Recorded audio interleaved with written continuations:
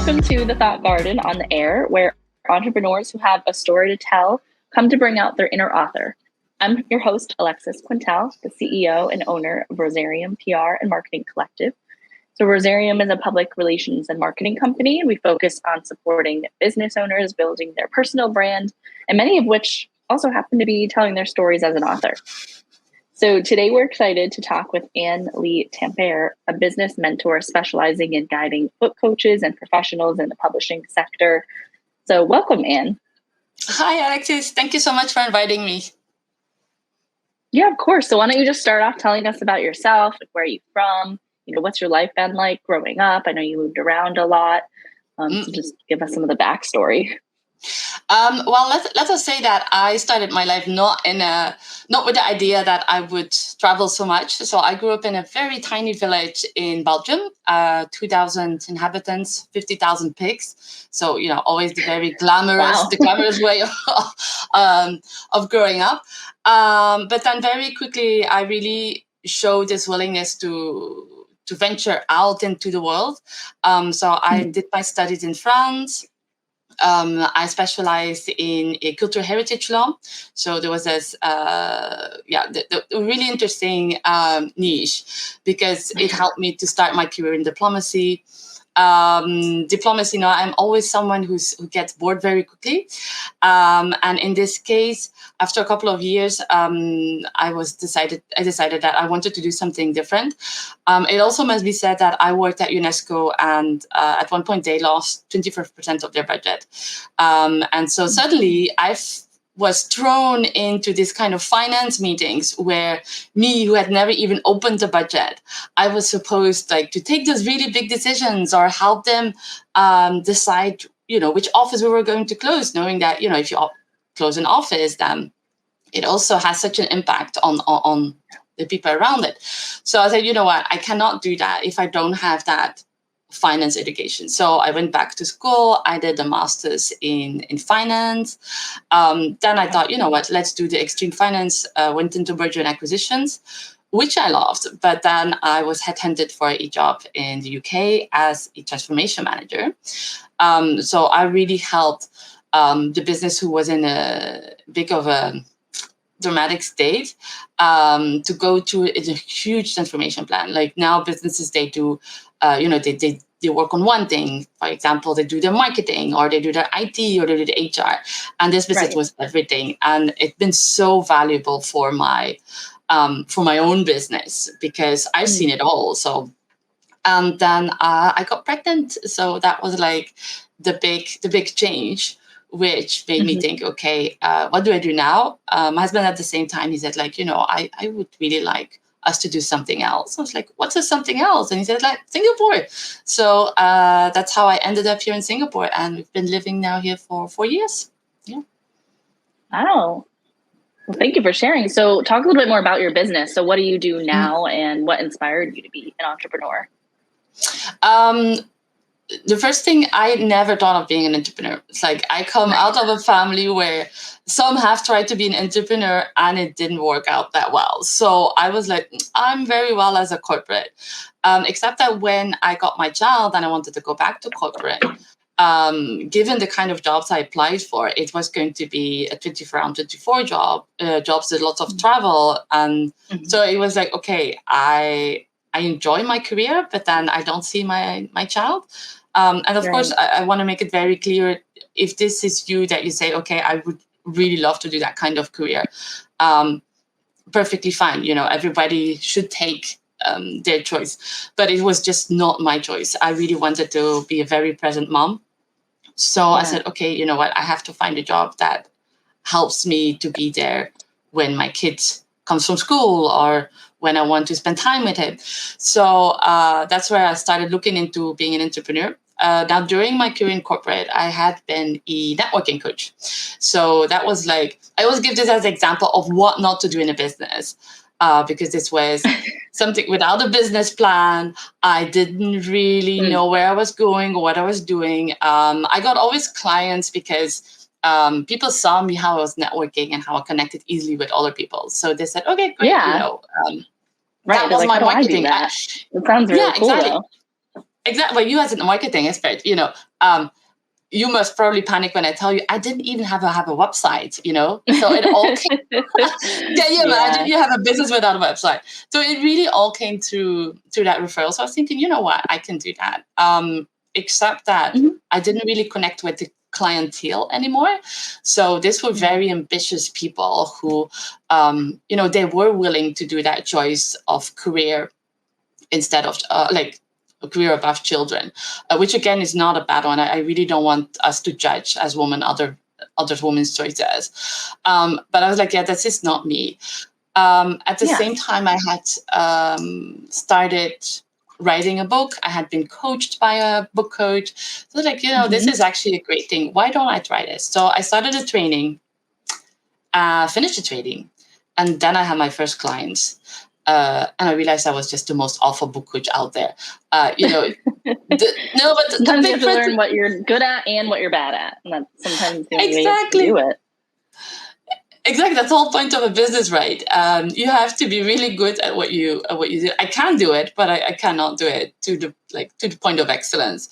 So then I was like, oh my God, what do I do now? Like I've invested so much time, so much money, so much energy in this, and now it falls flat. And then through my networking practice came a bookstore owner. And so he told me he wanted to work on his messaging and on his networking. But after the first session, I realized that there were business fundamentals who were not present. And so it became a business coaching. And after that, I was like, you know what? I really love this whole book industry. I have the training as a book coach. I've seen myself how difficult it is for book coaches to set up and run their business. Why don't I just focus on that public? Yeah, that's really impressive that you were able to niche down to something so specific, because that's something even I'm having a difficult time doing in my business, is figuring out what my niche is and going back and forth between, do you have to have one, or you have to have one. People? I'm going to say, Alexis, don't even think about it. You have to have one, because it's so much. No, well, I can't choose, so I have too many interests. We always think that niching is like one person, right? Like for example, in my case, that is, let's niche on book coaching. We can also niche on a service. In your case, you do marketing. Maybe there's a specific aspect of marketing that could appeal to a very specific public as well. So, niche, it's a bit of a buzzword. Personal branding. Does that count? Yes. No, absolutely. Yeah, but absolutely. Like, I don't know how to do my personal branding. Like, it's one of those weak points I know in my business. And it's just something you have to accept as well, saying, okay, I'm really good at this. And if this is what you're really good at, then go full on the personal branding. Yeah. Well, I love that too. So kind of back to some of your upbringing and everything, did you have a role model or a mentor who impacted you in your life? Yes, I think the one that really impacted me was my very first mentor.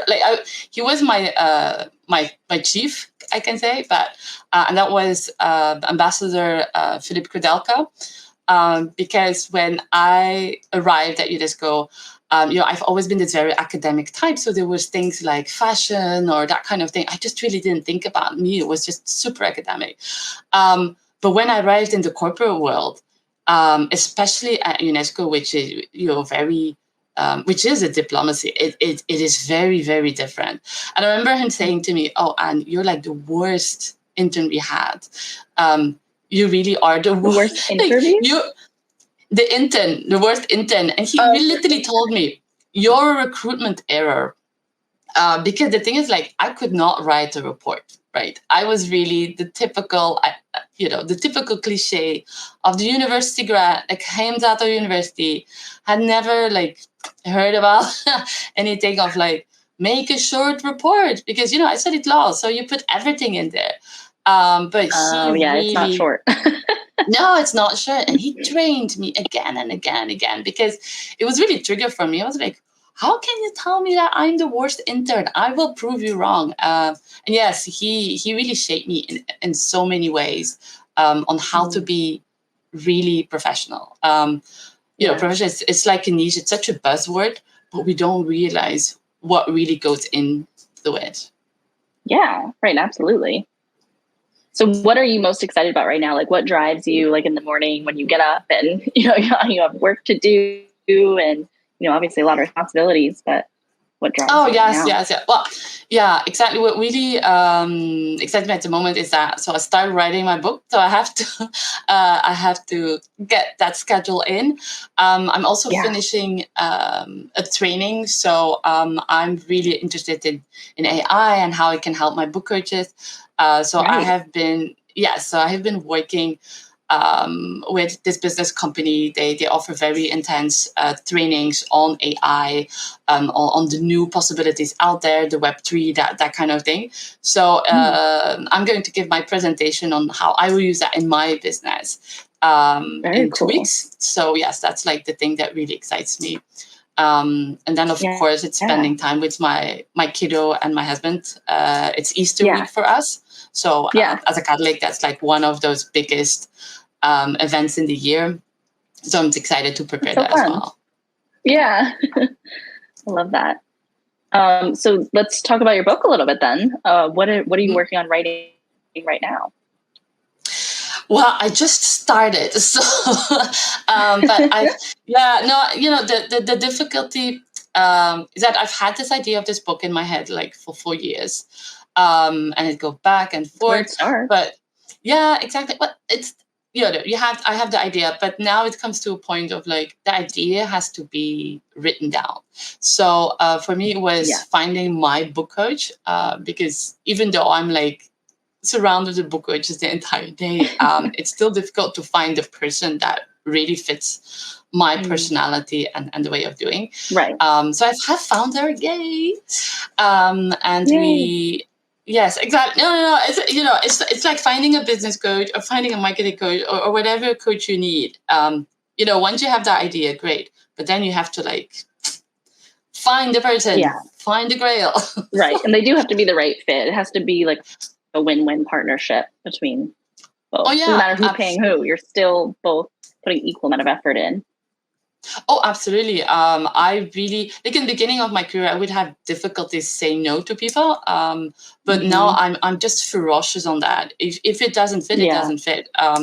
Because some people, I remember this person, for example, and she was just on the retirement, and she told me, I'm thinking I could just do this as a passion project. I was like, I don't work with people who do this as a passion project. I work with people who really need this business to work for them, because the motivation is different. Right. It drives them much more than just doing it for fun.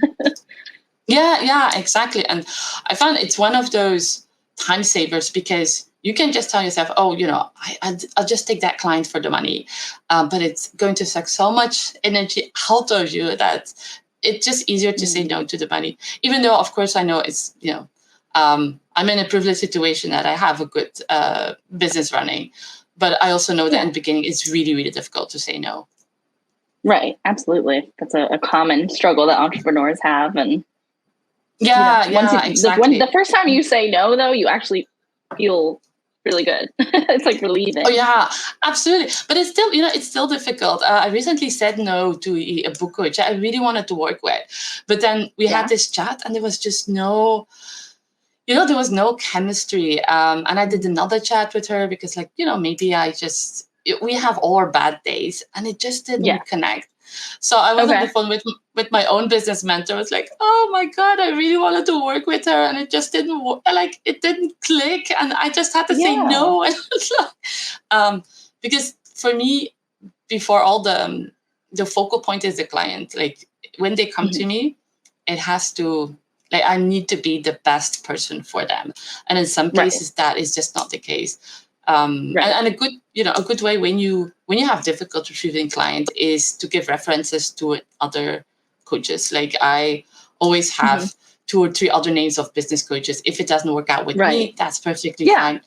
Go see those other ones, and that is still giving a good client service. I've seen people are happy that, okay, I'm honest right from the start. I don't take their money knowing that I cannot help them. And I do give them other possibilities. Mm-hmm. yeah, I'm sure that kind of links back to your networking, your history of networking, and just knowing when to kind of connect people and provide resources and be open to Oh sharing yeah, your absolutely. contacts. Yeah. And that's probably why you're so kind of natural at that. It's something you learned. People are always very surprised when they tell them that I actually am a big introvert. So it's no, really, really. There's been moments. I think it was probably borderline, um, mental health, but like I could not cross a garden, for example, because I was just too afraid that people were looking at me. Yeah. But little by little, you just it's one step after another. Especially I worked in diplomacy. If you cannot pick up your phone, if you cannot write an email, then it's never going to work out. And especially today, like with internet, it's become so much easier for an introvert. You can just send an email. Like imagine 10 years ago, would we have been able to have this kind of chats? No. So right. Yeah, no, I think putting yourself out there and facing those challenges is going to be the only way to get through it and grow. But there's nothing also wrong with being introverted either. So it's just no, absolutely not. Sure your mental health is okay. That's priority. Yeah, absolutely. Yes, exactly. Well, and most people that I talk to that are authors and then, of course, working with book coaches are also big readers. So do you have a favorite book you've read recently? Oh, yes. There's the book of Less by Greer. So I could not remember how I fell upon this book, because this is like not the kind of book I would normally read, but it's such a funny story. Yeah. So it's the LGBT story, but in reality, it's just like, a very classic love story of this author who wins prizes and who travels around trying to forget that his former flame is getting married. But what makes it different, it is so funny. It's just absolutely hilarious. I'm not going, I'm thinking to myself, I should not give them any spoilers, but it's such a funny book. I love that. I really love that. That's great. That almost sounds like one of those books that just kind of takes your mind off of everything else that's going on around you and, really embraces into the story. Yes. Yeah. It was literally the book I closed myself into my room. Not that my kid was like, mommy. I was like, no. I need to finish this chapter. I want to know. So. Yeah. Oh, I love that. Okay, we'll have to put that one in the show notes then. Absolutely. Read that.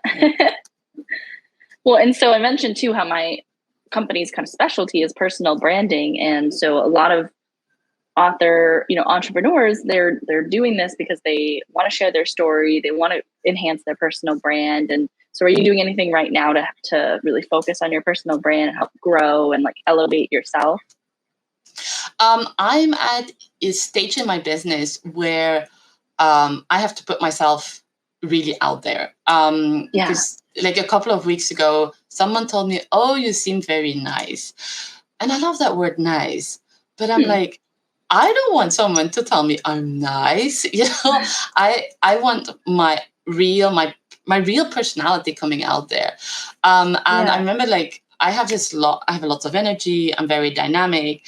And that has always been something that people, some people criticize, of saying, oh yes, you're a little bit too abrupt for me. Because it didn't help that I had a Flemish upbringing. So we're known to be very straightforward. And I feel over the last couple of years, I've really tried to ignore that that side of mine, and take it out and become that nice person, that very flowy kind of person, which again is perfectly fine if that's the kind of coach you need, or if you're that kind of coach, perfectly fine. Everybody, there's a word for everyone. But it just doesn't feel me. And I see it's also not helping my business, because sometimes I get on introduction calls and I see people that are like, wow, what's happening here?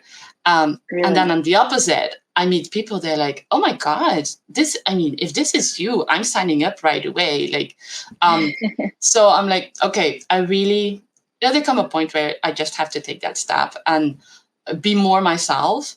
Even if that means that I will probably lose some people, but win others, because I just really, I'm really out there to support the woman or the man who says, this is my life objective. This is what I want to do, but I need a business to support me in that choice. And I find it doesn't come through enough in my brand. So that is something I'm now working on now. First step is awareness of where you can work on, what you can grow. And part of that is why you have a job as someone else's coach, and why I think I'll continue to have a role helping other people with their personal branding, coaching them through that. Because it's just sometimes it's not something that comes natural, which is totally fine. No, and I think you need time for that. I would never have been able to say this to you 2 or 3 years ago when I started, because now I'm very confident in my business. I've helped many book coaches by now, so I know that it is important. But when you start out and you have this specific niche, you're like, oh, no one is going to come to me. So I need to be like the chameleon that can adapt to everyone. But at one point you have it's you, and you have something to bring to the world, and you have to find yourself. Right. Everyone has I'm becoming very go for it. I love it. Well, I'm curious too to learn a little bit more about your business and what kind of services are you exactly offering book coaches? How are you helping them market themselves? So I offer business coaching. So on specific aspect of marketing, we go over, for example, the content. I'm sure you know also how well how this works, but it's identifying the content pillars. It's setting up the marketing plan. For example, I'm the kind of coach that really will dig deep into them with it. Okay, what are your marketing channels? Are you on LinkedIn or on Facebook? What is it that you like? Because my idea in my business coaching is really, what is it that you want? What are your goals? And how can the business support that goal? Another aspect in my business is the time management, and that has been that's a pillar. We start with that, we end with that. I, for example, do accountability calls every single week. They have to tell me, okay, what's the objective? How are you going to get to that objective? If you don't get to it, what happened? Because I realized that most of people know how to set up a business plan. They know the what, the how, but they don't know the when. So my business coaching is really about strategic planning and then strategic time management. Okay. I love that. That's awesome. So can you remind us again of the name of your business and where our listeners could find it, learn more, connect with you? Yes. So my website is www.anlytampere.com. We were just talking about time management, so they can find there a free training on goal setting. So I take them to the process that I use with my clients during the entire coaching. They can also find me on LinkedIn because we talked about booking. And so I'm putting myself an own accountability call. So every Friday I give an update on what I did with my book coach that week, how it went with my writing my book. So you can find me on my website or LinkedIn. Okay, great. Yeah, we'll definitely make sure to put that in the show notes. But thank you so much for joining us, and we wish you the best on this exciting journey. We'll definitely have to talk again once you've kind of finished your book and learn a little bit more about the journey of writing it, and your experience with a book coach. And I love this kind of full circle moment. Oh yes, absolutely. I learned so much about writing a book and then book coach. It's quite natural in my job. You always have to continue your training. You cannot be a business entrepreneur and wake up one day and say, hey, I know it all. Right. It's lifelong learning. Thank you so much for inviting me. Yeah. So with that, it's time to turn the page on another episode of Thought Garden on the Air. So we'll definitely plug all this information in the show notes. If you have any questions about becoming an author, marketing your book, or you're a book coach and you're looking for support, connect with me and we can, get you connected with Anne. And thank you for listening today. We look forward to seeing you on our next segment of the Authors on the Air radio show. Have a great day, everyone. Thank you. Bye-bye.